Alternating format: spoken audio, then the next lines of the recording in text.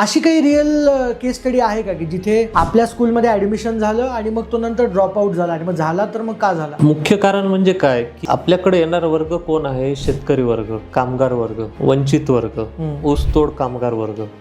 Dropout म्हणजे ऊसतोड कामगारांचं 6 महिन्याचं जे बेलापूर असतं, बेलापूर म्हणजे साखर कारखान्यावरती ऊस तोडायला जाणं. आपल्याकडून ड्रॉपआउट होणं म्हणजे तो स्टुडंट ऊस तोडायला जे आई वडील गेलेले आहेत, बरोबर, त्याला सांभाळायला कोणी नसल्यामुळे तो स्टुडंट आपला त्याला बिचारायला ड्रॉपआउट व्हावं लागतं. म्हणजे ते अर्धवट शिक्षण सोडून तो स्टुडंट आपल्याकडून रिॲक्शन काय असते तुम्हाला कळतं? आता आम्ही प्रयत्न काय करतो की त्या मुलाला शिक्षण मिळावं. आज इथपर्यंत आलेला आहे तो, म्हणजे सपोज UKGचा स्टुडंट आहे, त्याचं 6 महिन्यामध्ये आम्ही काय कम्प्लीट करून घेतो? टेबल्स कम्प्लीट करून घेतो, कर्सिव्ह हँडरायटिंग राहतं, ग्रामर असतं, इंग्लिशच्या पोएम असतात. पहिली दुसरीचे मुलं का? त्याच्या आधीचे UKGचे म्हणजे एक साधारणतः 5 वर्षाचे मुलं, त्याला आम्ही इथपर्यंत आणलेलं असतं 6 महिने. आणि तिथून पुढे तो जेव्हा ड्रॉपआउट होतो, ऊस तोडायला जेव्हा आई वडील जातात, त्याला जेव्हा सोबत जावं लागतं, इथपर्यंत आलेला ग्राफ त्याचा सगळं सोडून त्याला फक्त आणि फक्त शेतामध्ये आई वडील ऊस तोडतायत आणि त्याला त्या शेताच्या बांधावर बसून राहावं लागतं. ती एक खंत कायम आहे.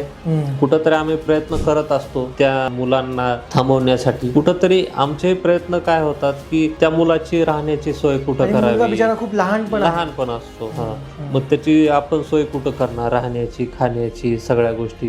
म्हणजे ठीक आहे, आम्ही आज शिक्षण मोफत मध्ये देऊ शकतो. कुठंतरी आम्ही एक त्या गोष्टी तयार केलेल्या आहेत की आम्ही एक शैक्षणिक खर्च आम्ही आज भागवू शकतो, पण त्या मुलाचा राहण्याचा, खाण्याचा खर्च भागवणे इतपत आमची अजूनही तयारी नाहीये. म्हणजे तयारी इन द सेन्स काय की आमच्याकडे तसे काय अजून पर्याय व्यवस्था नाही तयार झालेल्या.